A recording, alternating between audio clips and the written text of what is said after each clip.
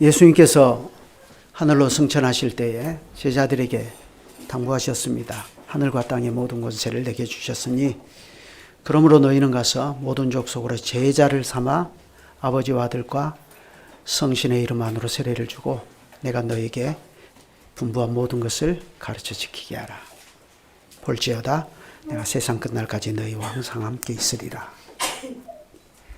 이 말씀에 따르면 성경은 예수 그리스도를 믿고 순종하는 우리를 가리켜서 그리스도의 제자라 하고 그렇게 부릅니다. 그러므로 예수님께서도 그분의 제자들인 우리를 위해서 제자도를 가르쳐 주셨습니다. 여러분, 제자도라고 하는 게 무슨 말이죠? 제자도란 우리를 위하여 십자가를 지신 그리스도를 우리가 믿음으로 쫓아가는데 꼭 필요한 덕목을 말하는 것입니다. 그래 우리가 이것을 잘 알아야 우리도 그리스도의 제자로서 흔들림이 없이 바른 자세로 주님을 붙여쳐 나갈 수가 있을 것입니다. 그런데 예수님께서는 이러한 제자도를 하필이면 예루살렘에서 별세하러 가시는 길에서 가르치셨습니다. 그것은 곧 예수님의 십자가와 제자도가 긴밀히 연결되어 있다는 것을 의미하는 것입니다. 십자가를 제거해버리고 그리스도의 제자도를 말할 수 없습니다. 십자가 없는 제자도란 존재할 수가 없는 것이죠.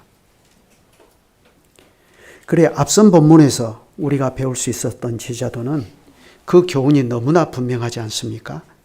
그리스도의 십자가는 제자들 사이에서 발생하는 모든 비교와 경쟁과 차별과 편가름을 무력화시켜버린다는 것입니다. 십자가를 알면 그리스도의 제자들 사이에서 서로 비교하고 서로 경쟁하고 서로 더 높은 자리에 오르려고 하고 차별하고 편가름을 하는 그러한 일을 해서는 안 된다는 것입니다. 주님께서는 지금 우리를 실족시키지 않고 오히려 우리를 구원하시려고 십자가의 길을 가고 계시지 않습니까?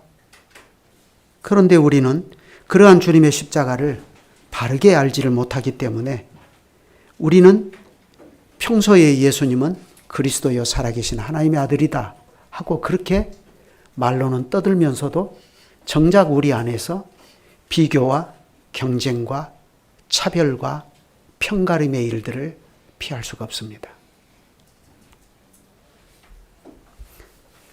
그래 그 과정에서 우리가 필연적으로 형제를 실족시키는 일이 발생하게 하는데 주님께서는 그러한 죄가 얼마나 무서운 죄인지를 지금 자기 백성을 위하여 십자가를 지러 가시는 길에서 가르치셨습니다. 그것은 주님께서 이 죄인들을 위하여 십자가를 지시는 목적과 역행하는 죄라는 것입니다. 그러고서 오늘 또 주님은 이 제자들을 이혼의 교훈에 빗대어서 가르쳐 주십니다. 물론 이 문제는 바리새인들이 예수님을 시험할 목적으로 던진 질문이 계기가 되었습니다. 그렇지만 주님께서는 우문현답하신 거죠. 그런데 자세히 보면 이것이 이혼의 문제로 촉발되기는 했지만 그렇다고 해서 이게 단지 혼인과 이혼에 관한 문제에만 국한된 문제가 아니라는 것을 알 수가 있습니다. 이것은 그리스도의 제자로서 인간을 어떻게 대해야 되느냐 하는 그 본질적인 문제를 우리에게 다룹니다. 그리스도의 제자들은 사람을 어떻게 대해야 되느냐.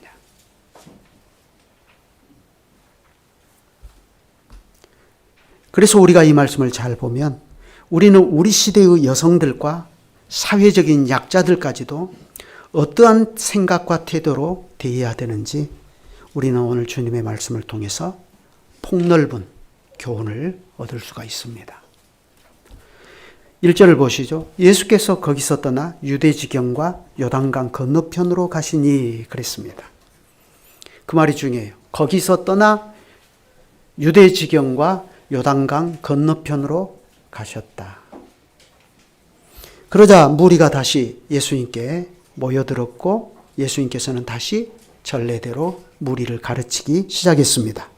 그러자 바리새인들이 예수께 나와 그를 시험하여 물었다 했습니다. 그런데 예수님을 시험하여 물은 질문이 뭐라고 했죠? 사람이 아내를 내어버리는 것이 옳으니까 이렇게 물은 거죠. 예수님은 지금 예루살렘을 향해 나가시려고 가버나움에서 떠나서 요단강 건너편으로 가셨습니다. 그런데 이때가 어떤 때죠? 6월절이 가까워오던 시절입니다. 그러니까 많은 유대인들이 6월절을 지키기 위해서 예루살렘을 향해 나아가고 있습니다. 그런데 그들의 루트가 한결같습니다. 요단강 건너편으로 돌아서 다시 요단강을 건너서 여리고를 지나서 예루살렘으로 향하는 그 길목을 루트로 유대인들이 선택했습니다. 왜 그렇죠? 요단강을 우회하지 않고 직선으로 오면 가운데 뭐가 있죠? 사마리아가 있죠. 사마리아 사람들은 혼혈족이라 그들과 접촉하면 부정탄다고 생각해서 그렇게 안 하려고 돌아가는 거죠. 왜 부정타면 안 되죠? 6월절 지켜야 되는데 부정타면 되겠어요? 6월절 어린 양 먹고 마시고 이거 해야 되는데 부정타 버리면 되겠냐고요, 가운데서. 그 길 지나다가. 유대인들은 사마리아 사람들과 그릇을 섞지 않는다고 그랬잖아요. 한 그릇에 젓가락을 넣고 숟가락 넣고 하지 않아요. 부정탄다고 생각해서. 그러니 우회한 거죠. 예수님도 우회해서 원래는 누가복음에 보면 예수님은 직진하려고 하셨어요. 그런데 제자들이 막아섰죠. 돌아서서 가게 되었습니다. 그래서 예수님이 요단강 유대 지경과 요단강 건너편으로 가셨다 그랬어요. 그러면 이 지경이 어디겠는가를 생각을 해보셔야 됩니다. 그래야 그 다음 질문이 바리새인들이 왜 이 질문을 예수님을 시험할 목적으로 했는지를 이해할 수가 있습니다.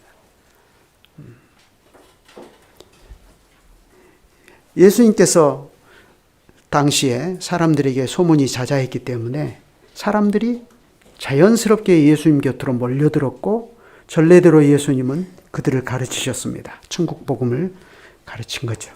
그러자 그때 바리새인들이 예수님을 시험해서 공경에 빠뜨릴 목적으로 한 가지 고약한 질문을 던집니다. 그러면 이 바리새인들이 누구죠? 그들은 예수님을 따르는 군중들 속에 잠입해서 예수님의 가르침과 그분의 일거수일투족을 감시하면서 특이한 동향이 있으면 상부에 보고를 하고 그래서 어찌하든지 예수님을 시험에 빠뜨려서 죽일 빌미를 찾으려고 하는 사람들이죠. 그러니까 이게 사실 얼마나 고약한 일입니까? 당시 예수님 곁에는 이렇게 주님의 일거수일투족을 감시하고 죽일 빌미를 언제든지 찾고 있는 사람들이 있었다는 거죠. 그래 실제로 주님은 이 길에서 그러한 사람들에게 붙잡혀 고초를 겪으시고 마침내 예루살렘에서 십자가에 못 박혀 죽으십니다. 그러니 바리새인들의 이 질문이 어떻습니까? 정말 몰라서 이 문제를 가지고 예수님께 배우고 싶어서 질문했겠어요? 아닙니다. 그들은 이미 다 답을 가지고 있습니다. 그런데 왜 물었죠? 예수님을 시험할 목적으로. 그러면 생각해 보세요. 왜 이 질문이 예수님을 시험해서 공격에 빠뜨리는 질문이 되겠는가 생각해 보셔야 됩니다. 사람이 아내를 내어버리는 것이 옳습니까? 겉으로 보면 평범해 보이는 질문이죠. 그런데 여기에는 비수가 숨어 있습니다.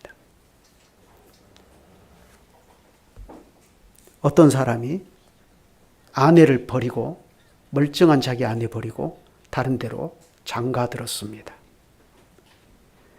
그래 또 어떤 사람이 공개적으로 그것을 비난하고 비판했다가 죽임을 당했습니다. 누굽니까?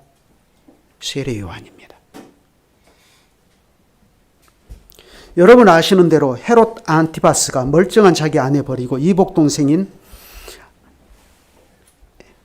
헤롯 빌립의 아내인 헤로디아를 자기의 새 아내로 맞아들였습니다. 그러자 세례 요한이 유대인의 왕이라는 사람이 그렇게 하면 되느냐고 공개적으로 그를 저격했습니다. 그러자 그것이 헤로디아의 미움을 사서 결국 세례 요한은 목베어 죽임을 당합니다. 그런데 아까 예수님이 거기를 떠나 유대 지경과 요단강 건너편으로 가셨다. 그 지역이 어디입니까? 바로 이 헤롯 안티파스가 다스리고 있는 베레아 지역입니다.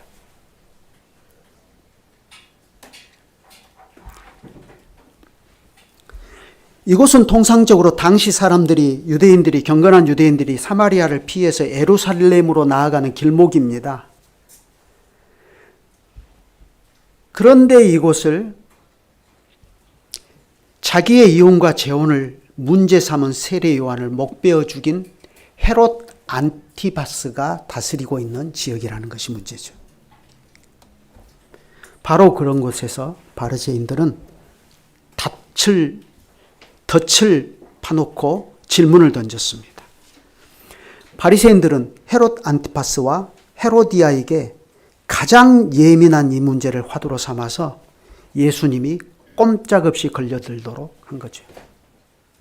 그래서 결국 그들이 유도한 것은 예수님도 이 문제에 대한 답변을 제대로 잘 못해서 세례 요한과 같은 운명에 처해지도록 유도한 거죠.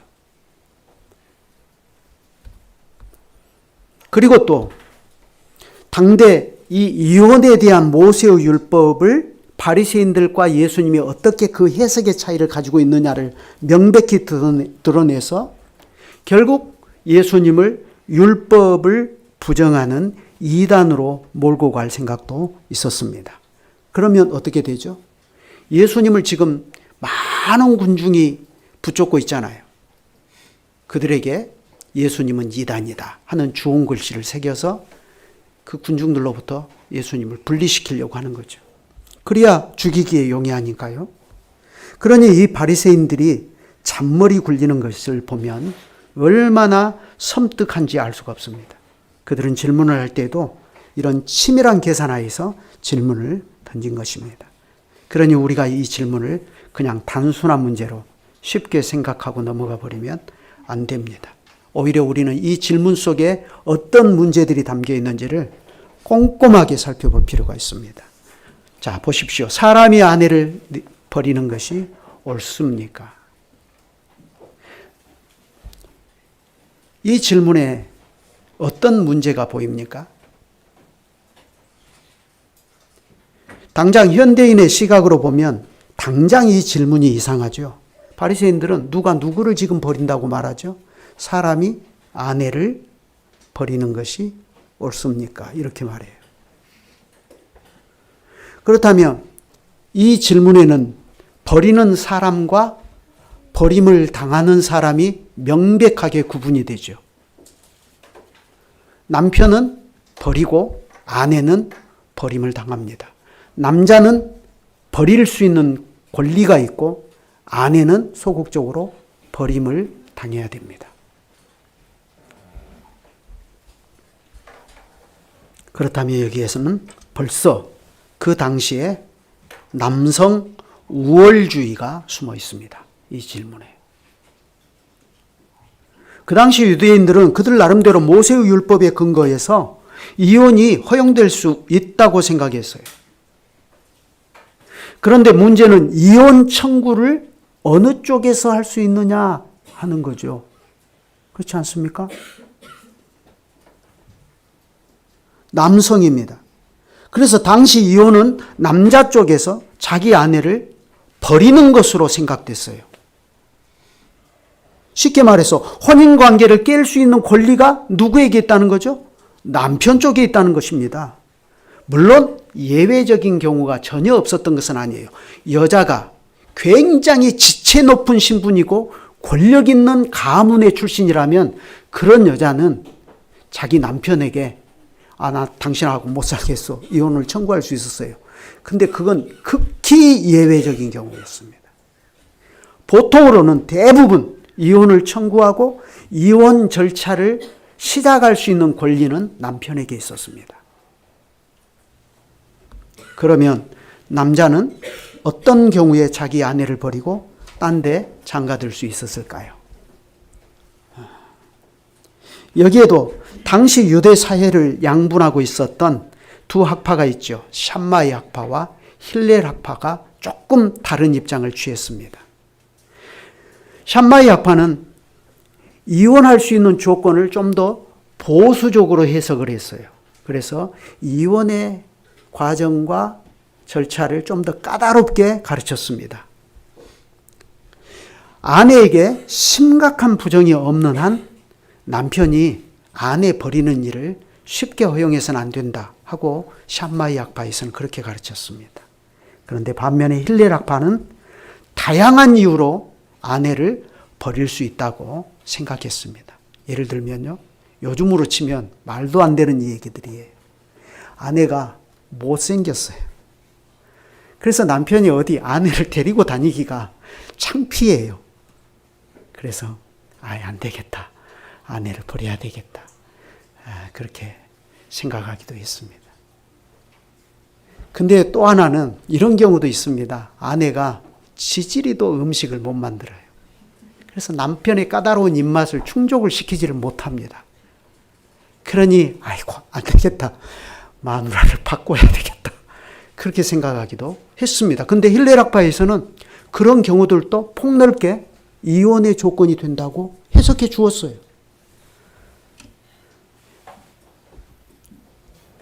실제로 그렇게 해서 자유롭게 남의 눈치 보지 않고 이혼하고 재혼을 한 사람이 바로 누구죠? 헤롯 안티파스, 그리고 그의 부인 헤로디아입니다. 그런데 보면 당시 유대인들의 이러한 주의와 주장 속에는 얼마나 남성 우월주의적 시각이 들어있는가를 우리가 볼 수 있습니다. 그러고 보면 여성은 참으로 그 처지가 딱하기 짝이 없습니다. 그래서 당시 여성들의 사회적 지위는 참으로 낮았고, 특히 남편이 없이 남편에게 버림을 당한 아내들이나 여자들이나 또 남편이 죽어서 과부가 된 여성들의 처지는 정말로 그 사회에서는 딱하기 짝이 없었습니다.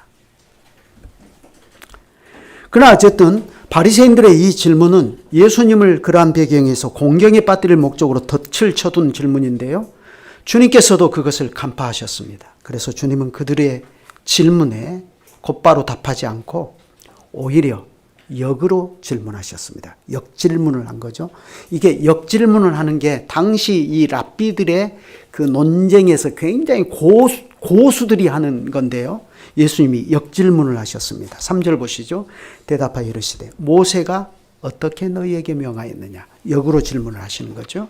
그러자 그들이 대답했습니다. 이르되 모세는 이혼 증서를 써주어서 버리기를 허락하였나이다. 이렇게 말합니다. 바리새인들은 모세가 이혼을 허락했다는 것입니다. 이혼 증서를 써주기만 하면 된다 하고 허락했다는 겁니다. 그렇다면 바리새인들이 성경을 잘 아는 사람들이잖아요. 성경적 근거도 없이 이렇게 말할 수는 없죠. 그 근거가 어디에 있습니까? 신명기 24장에 있습니다. 한번 찾아보시죠.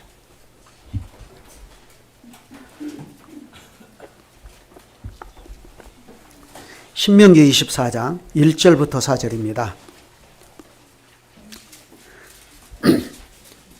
특히 그 중에서도 1절과 3절을 보면 이렇게 되어 있습니다. 자, 신명기 24장 1절부터 읽습니다. 사람이 아내를 맞이하여 데려온 후에, 그랬죠? 이건 아내를 맞이하여 데려온 후에 그에게 수치되는 일이 있음을 발견하고 그를 기뻐하지 아니하면 이혼 증서를 써서 그의 손에 주고 그를 자기 집에서 내보낼 것이요. 그 다음에 2절은 그렇게 남편에게 버림받은 여자는 어떻게 하라고 그랬습니까? 그 여자는 그의 집에서 나가서 다른 사람의 아내가 되려니와 그랬어요. 다른 사람의 아내가 될 수 있다 그랬습니다. 3절 그의 둘째 남편도 그를 미워하여 이혼 증서를 써서 그의 손에 주고 그를 자기 집에서 내보냈거나 또는 그를 아내로 맞이한 둘째 남편이 죽었다 하자 그 여자는 이미 몸을 더럽혔은즉 그를 내보낸 전 남편, 그러니까 첫째 남편이 그를 다시 아내로 맞이하지 말지니 이 일은 여호와 앞에 가증한 것이라. 너는 내 하나님 여호와께서 내게 기업으로 주시는 땅을 범죄하게 하지 말지니라. 땅으로 범죄하게 하지 말지니라. 자, 여기서 보세요. 모세가 말한, 물론 하나님께로부터 받아서 말한 얘기죠. 여기서 이혼의 조건으로 얘기되는 게 뭐죠? 이혼의 조건이 뭐예요? 수치되는 일이 아내에게 있는 것으로 발견되거든. 그렇게 말합니다. 그렇죠? 예. 그거는 찾았어요? 수치되는 일이죠. 예. 그러면 이 수치되는 일이 무엇이겠습니까? 간음이겠습니까? 아닙니다. 왜 그렇죠? 간음은 아내를 내어버리는 정도가 아니라 그건 사형입니다. 그렇죠? 어떤 남자가 유부녀와 동침한 것이 드러나거든 그 동침한 남자와 그 여자를 둘 다 죽여 이스라엘 중에 악을 제할지니라 하셨습니다. 그러니까 간음은 죽이는 거지 증서를 써주어서 이혼 버리는 그런 문제가 아니에요. 그러니까 여기서 수치되는 일이라고 하는 것은 굉장히 간음보다 약한 정도를 이야기합니다. 그래 바로 이 수치되는 일을 어떻게 해석하느냐. 이걸 보수적으로 해석한 사람이 샴마이 악파. 이걸 좀 더 폭넓게 자유스럽게 해석한 사람들이 힐렐 악파 사람들이라고 있죠. 그래서 이 수치되는 일이 뭐냐 할 때 너무 못생겨서 수치스럽다. 음식을 도저히 못해가지고 우리 집에는 손님을 도저히 청할 수가 없다. 이것도 수치되는 일이다. 이런 거죠.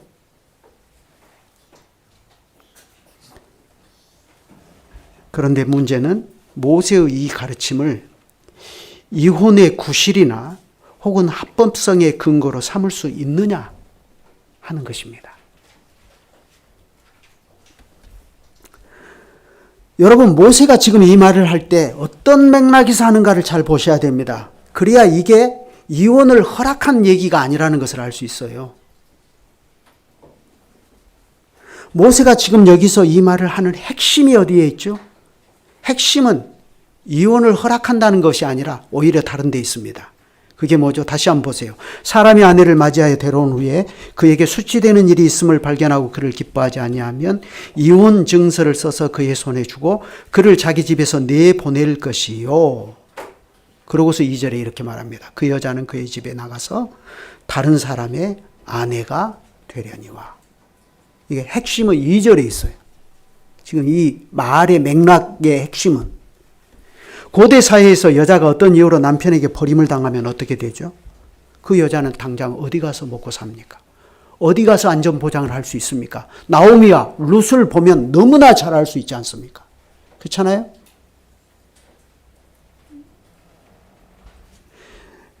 그래서 모세는 남편에게 버림당한 여자에게 닥쳐올 최악의 시련, 그걸 지금 내다보고 있는 겁니다. 그녀가 다른 남자와 합법적으로 재혼해서 다른 남자의 보호 아래로 들어갈 수 있도록 법적 장치를 마련해 주는 거죠. 그게 지금 이 이야기의 핵심입니다. 그것이 이혼 증서예요.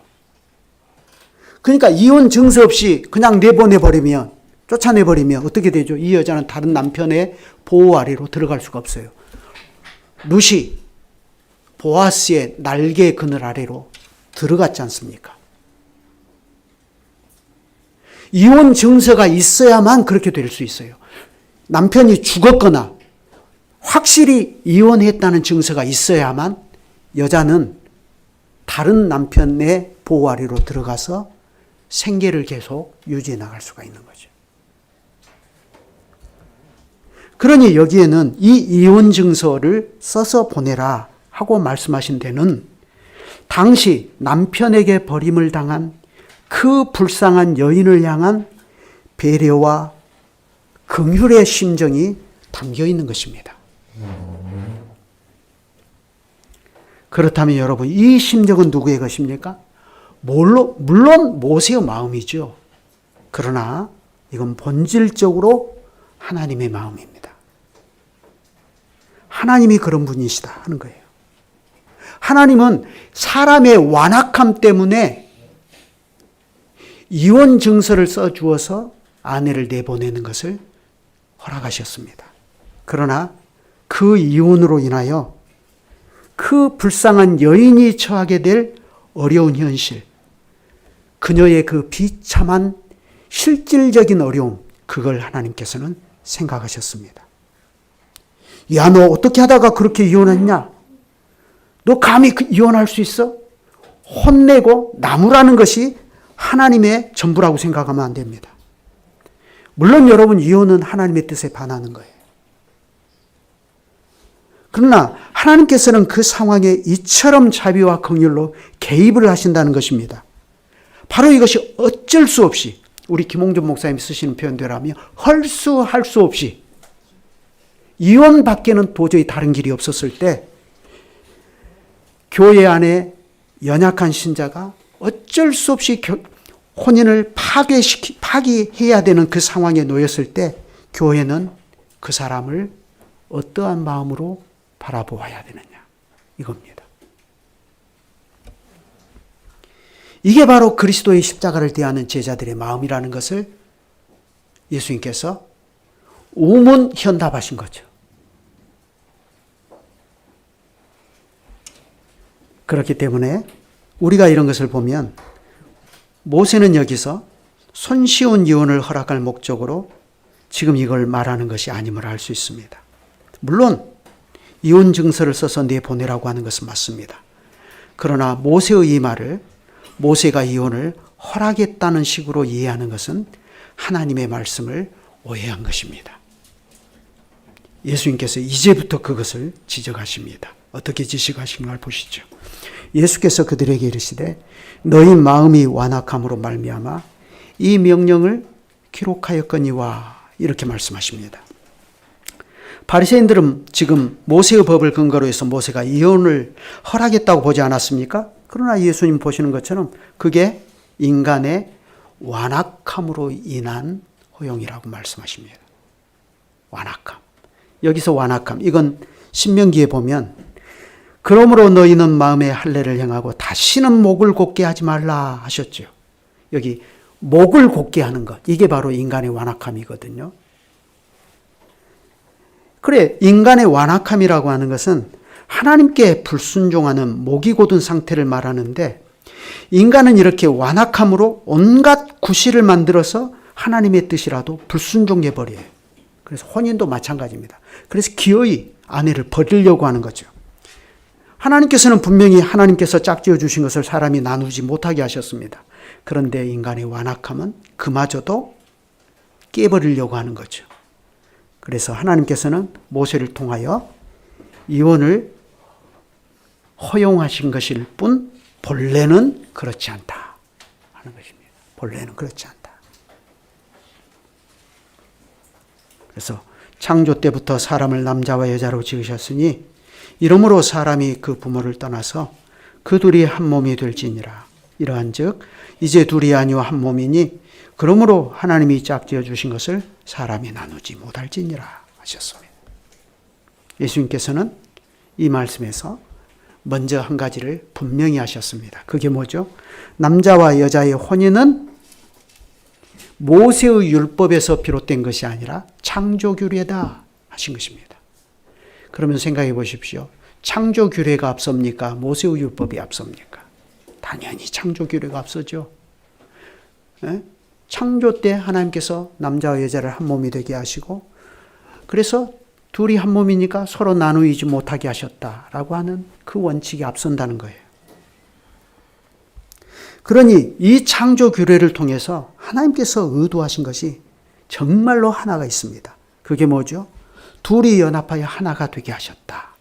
한 몸이 되게 하셨다 하는 데서 그게 잘 나타나지 않습니까? 둘인데 하나라는 거예요. 그래서 여러분이 김홍준 목사님의 혼인 가정교회를 통해서 잘 배우셨죠. 삼위일체 의심비입니다. 여러분, 하나님께서는요, 분명히 삼위의 교제를 롤 모델로 해서 혼인의 제도를 만드셨습니다. 여러분 잘 아신 대로 하나님은 삼위로 계시고 이 삼위는 본체가 하나이십니다. 한 분이셔요. 분명히 한 하나님이십니다. 그런데 위격에서 차이가 있습니다. 성부, 성자, 성령이십니다. 그렇지 않습니까? 여러분, 성자가 성부일 수 있습니까? 그런 법은 없습니다. 또 성령이 성부와 성자일 수 있습니까? 그런 법은 없습니다. 위격적 구분이 있습니다. 질서도 있습니다. 그런데 이 질서는, 이 위격적 구분과 이 질서는 실로 완전한 사랑에 의한 완전한 질서입니다. 그래서 삼위 사이에는 첫째가 되기 위한 어떠한 다툼이나 의견의 불일치도 없습니다. 여러분, 성자가 성자의 지위로 만족하지 않고 성부가 되려고 다투었다는 얘기 성경에서 찾아볼 수 있습니까? 없습니다. 아버지께서는 자신의 모든 것을 아들에게 주시고 아들은 그 자신의 전부를 들여서 아버지를 영화롭게 하십니다. 그리고 또한 아버지는 아들의 이름으로 성신을 보내셔서 아들이 이루신 것을 온전히 실현하도록 하십니다. 그런데 그때에도 성신께서는 기꺼이 성부와 성자로부터 나오셔서 자기 것으로 하지 않고 성부의 뜻을 따라서 아들의 것으로 하여 아들의 영광을 나타내십니다. 여러분, 바로 이것입니다. 하나님께서는 창세 때부터 내신 혼인의 제도를 통해서 이 삼위의 완전한 사랑과 일치와 아름다운 조화가 이 땅 위에서 생육하고 번성하게 될 교회를 통해서 구현되게 하셨습니다. 바로 이것이 세상을 창조하실 때부터 하나님께서 그분의 의중에 품으신 경륜, 곧 하나님의 나라입니다. 하나님께서는 실로 복된 이 하나님의 나라가 전국에 가서는 친히 지으신 세상을 충만하게 채우도록 사람을 하나님의 형상으로 지으실 때 남자와 여자를 지으시고 그 둘이 하나가 되게 하시면서 명령하셨습니다. 땅에 충만하고 땅에 가득하라. 그러니 혼인은 세상 처음부터 무릇 인생이라면 누구나 하나님 앞에서 겸손히 받들어 순종해야 할 소명입니다. 물론 예외적으로 독신의 은사를 받으신 분들도 계시죠. 그렇지만 그런 예외적인 경우를 제외하고 모든 사람은 누구라도 장성하면 사랑하는 짝을 믿음 안에서 만나서 혼인하여 독립된 가정을 이루고 나가라 하는 것이 하나님의 뜻입니다. 그렇게 해서 하나님의 거룩한 언약을 믿음으로 순종하고 살아가는 믿음의 계대가 계속해서 이어나가게 하시고 하나님께서는 거기에 복을 주셔서 생육하고 번성하게 하셨습니다. 그래 이러한 지극히 복된 나라를 바라보시고 하나님께서는 한 남자와 한 여자를 하나님 앞에 불러서 친히 주례를 서주셨습니다. 혼인은 하나님께서 주례하시는 겁니다. 목사가 한다고 생각하시면 안 됩니다. 그래서 목사는 하나님이 주례를 서 주실 수 있는 조건에서만 주례를 섭니다. 목사는. 그 조건이 안 되면 목사는 목사의 신앙적 양심으로 해줄 수가 없습니다. 저는 최근에도 그런 부탁을 받았는데 죄송하다고 제가 해드릴 수가 없다고 정중하게 사과를 드렸습니다. 그러나 나도 마음으로는 얼마든지 그분을 이해하고 그 혼인을 축복해 주고 싶은 마음이 있죠. 그러나 목사로서 신앙적 양심으로 주례는 못 해드립니다. 그러니까 이해를 구했어요. 그래 하나님께서는 이렇게 친히 주례자가 되어 주셔서 둘이 하나가 되도록 어때요? 짝을 지어 주셨습니다. 짝을 지어 주셨어요. 그런데요, 여기에 이 짝을 지어 주셨다 하는 이 말이 본문에 보면 아주 의미심장한 단어를 사용했습니다. 짝을 지어 주신다 하는 이 말은 함께라고 하는 접두어와 두 마리 소가 함께 멍에를 맨다 하는 이 말이 합해진 합성어입니다. 그러므로 이것은 둘이 함께 하나의 멍에를 메고서 하나님의 밭을 함께 경작해 나가는 것을 말합니다. 그러니 이것이 잘 이루어지도록 하기 위해서 하나님께서는 사람을 만드시되 하나님의 형상대로 남자와 여자를 만드시고 둘이 한 몸을 이루게 하셨습니다. 그러니 이것을 사람이 임의로 나누어 버리면 되겠습니까? 안 되는 겁니다.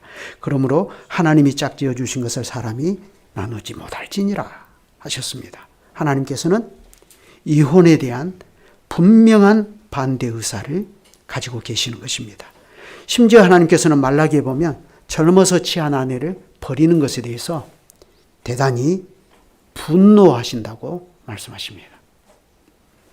그러니 누구보다 이러한 하나님의 뜻을 잘 아시는 예수님께서는 헤롯 안티파스의 이혼과 재혼이 인간의 완악함에 의한 결과라는 것을 지적하십니다.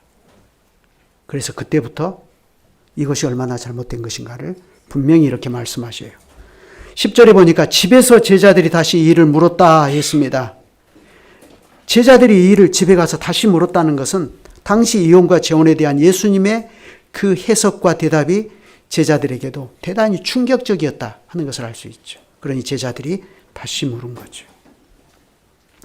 그러자 예수님께서는 그들에게 좀 더 확실하게 이 문제를 해명해 주십니다. 이르시되 누구든지 그 아내를 내어버리고 다른 데 장가드는 자는 뭐라고 했어요?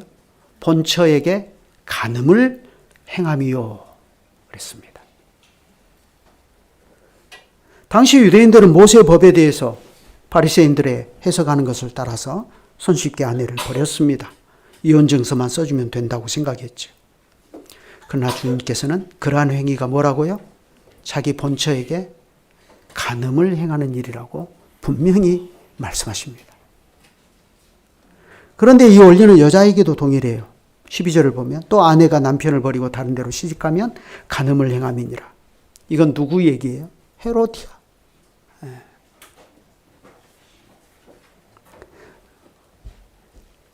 주님께서는 지금 헤롯 안티파스와 헤로디아의 불법한 이혼과 재혼에 대해서 분명히 하나님의 뜻을 전하시는 것입니다.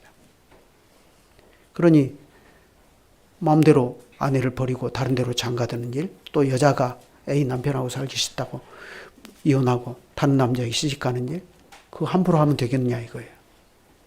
안 된다는 거죠.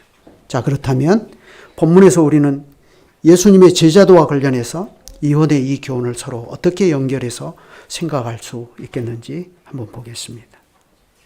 우리는 여기서 우선 그리스도의 제자임을 자처하는 우리 믿는 자들이 남성 우월주의적인 생각을 가지고 살 수 있겠는가 하는 것을 먼저 생각해야 됩니다. 적어도 오늘 말씀만 놓고 보면 그리스도께서는 당대 남성 우월주의에 입각한 세계관에 폭탄을 던지셨습니다. 예수께서는 남편이 자기 아내를 사소한 이유로 쉽게 버리고 다른 데 장가드는 것을 본처에게 간음을 행하는 일이다 하셔가지고 급제동을 거셨습니다. 그것은 아내가 남편을 버리고 다른 데 시집가는 것도 마찬가지라고 하셨습니다. 하나님께서는 이러한 죄가 교회 안에 만연하지 못하도록 하라고 하신 것입니다. 제자들은 이 점을 명심해야 할 것입니다. 그럴지라도 하나님께서는 또한 인간의 완악함을 인하여 하나님이 그렇게도 싫어하시는 이혼을 허용하시는 분이라고 말씀하십니다. 다시 말씀드리지만 이혼은 분명히 하나님의 뜻에 반하는 것이고 사려 깊지 못한 것입니다. 하나님께서는 이혼을 적극적으로 미워하십니다. 더 나아가 이혼 후에 다시 이루어지는 무분별한 재혼으로 인해서 교회 안에 간음이 난무하게 되는 그 상황을 하나님께서는 극히 싫어하신다고 말씀하십니다. 그렇지만 보십시오. 이렇게 하나님께서 미워하시는 이혼인데 그럼에도 불구하고 최종적으로 이혼이라는 선택을 할 수밖에 없는 그 상황은 너무나 다양하고 그 형편은 너무나 다른 것입니다. 사람의 형편이라고 하는 게 그저 붕어빵 기계에서 찍어내놓은 것처럼 일률적이지가 않은 거예요. 그래 이혼이 그 상황에서는 최선의 길일 수밖에 없는 형편도 어떤 개인에게는 있는 겁니다. 그러니 교회는 그러한 형편에서 어쩔 수 없이 이혼이라는 선택을 할 수밖에 없는 그 사람을 교회는 어떻게 어떤 마음으로 바라보아야 하는가. 그게 바로 제자도와 관련해서 관련이 되는 것입니다. 교회가 그 상황을 그저 기계적으로만 판단해가지고 이혼했으니까 이 사람은 믿음도 없고 이 사람은 말로만 믿는 사람이다 하고 그 사람에게 아예 주홍 글씨를 그냥 새겨 박아버려야 되겠습니까? 예수님께서는 심지어 이혼이 아니라 현장에서 가늠하다 붙잡혀온 여인을 두고서도 죄 없는 자가 먼저 돌로 치라 하셨습니다. 그러고서 사람들이 다 떠났을 때 여자에게 물으셨습니다. 여자야, 너를 정죄하는 자가 있느냐? 나도 너를 정죄하지 아니하노니 가서 다시는 죄를 짓지 말라 하셨습니다. 여러분, 하나님은 이런 분이십니다. 이혼의 경우도 마찬가지예요. 하나님께서는 사람의 완악함 때문에 그렇게도 싫어하시고 결코 동의할 수 없는 이혼을 때로는 허용하셔요. 그러한 때에도 하나님께서는 이혼 증서를 써주어서 남편에게 버림받은 아내가 그 당시 하나님의 구약교회인 이스라엘 사회에서 생계를 유지하면서 계속해서 하나님 나라를 유업으로 얻을 한 하나님의 백성으로 살아갈 수 있도록 배려해 주십니다. 물론 그렇다고 해서 우리가 그래요? 그러면 좀 어려우면 이혼해버려도 되겠네? 그렇게 생각할 수 있습니까? 아니죠. 자칫하면 그게 본처에게 아니면 본 남편에게 간음을 행하는 일이라는 것을 우리가 정신 차려서 생각해야 되지 않습니까? 다만 우리가 여기서 보아야 하는 것은 인간의 완악함 때문에 이혼을 허용하시는 하나님의 자비, 사람을 따뜻한 마음으로 대하시는 하나님의 그 마음, 그겁니다. 바로 이것이 그리스도를 따르는 제자들이 꼭 이혼의 문제만이 아니라 그 형제의 약함을 대할 때 어떤 태도로 대해야 되는가, 그걸 가르치는 겁니다. 이걸 통해서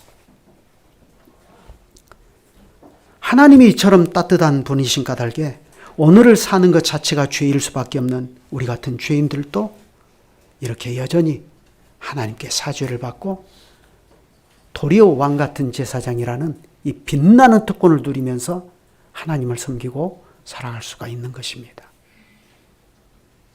만약 하나님께서 완전히 차가우신 분이고 기계적으로 우리의 죄를 평가하시는 분이라면 아마 이 자리에 저를 비롯하여 하나님께 예배드리도록 남아있을 분은 한 분도 안 계실 것입니다.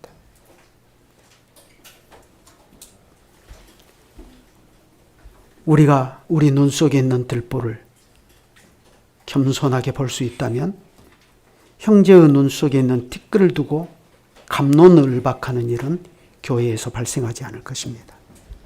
오히려 인간의 완악함 때문에 그렇게도 싫어하시는 이혼을 허용하시는 하나님이 어떤 분이신가? 그분의 따뜻함을 교회가 계속해서 닮아가고 또 닮아가려고 할 것입니다. 그것이 매일매일 자기 십자가를 지고 그리스도를 붙여쳐 나가는 제자들, 교회가 함께 품어야 할 심정이라는 것을 예수님께서 가르치신 것입니다. 그래서 예수님은 바로 이렇게 바리새인들이 자기를 시험하여 공경에 빠뜨릴 목적으로 던진 우문을 가지고 현답하셨습니다. 이게 우리 주님의 지혜입니다. 기도하시죠.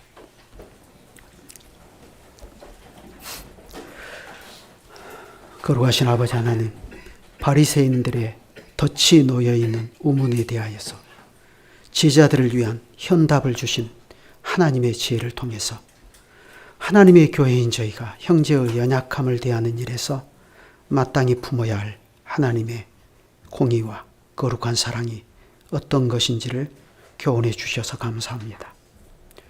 저희는 심히 어리석고 저희가 아는 것 하나만 전부인 것처럼 생각하기가 쉬운 사람들입니다. 그렇기 때문에 그러한 저희들의 큰 약점으로 말미암아 바르고 거룩한 교회를 세우고 나가려는 데에서조차도 저희들은 하나님의 법을 기계적으로 적용했던 바리새인들의 그 만회할 수 없는 잘못을 범하기가 쉬운 자들입니다. 그렇지만 그러한 연약함이 있는 저희에게 주님의 이 교훈은 참으로 적실한 교훈임을 고백합니다. 그러니 교회는 때로 하나님의 공의를 불같이 드러내야 할 때도 있지만, 그러나 심지어 그러한 때조차도 죄인들을 향하신 하나님의 무한하신 자비와 거룩한 사랑에는 결코 다함이 없다는 것을 저희가 언제든지 잊어버리지 않고 그러한 따뜻한 마음으로 저희도 연약한 형제들을 대할 수 있게 하여 주시기를 구합니다. 그리하여 거룩한 교회를 이루고 살겠다는 저희들의 이 작고 간절한 소망을 저희가 이 죄 많은 현실에서 어떻게 구체적으로 구현하며 살아야 할지, 저희가 이러한 데서 우리의 구세주이시며 교회의 머리이신 예수님으로부터 지혜를 배워서 행하고 나가게 하여 주시옵소서. 주 예수님의 이름으로 기도드립니다. 아멘.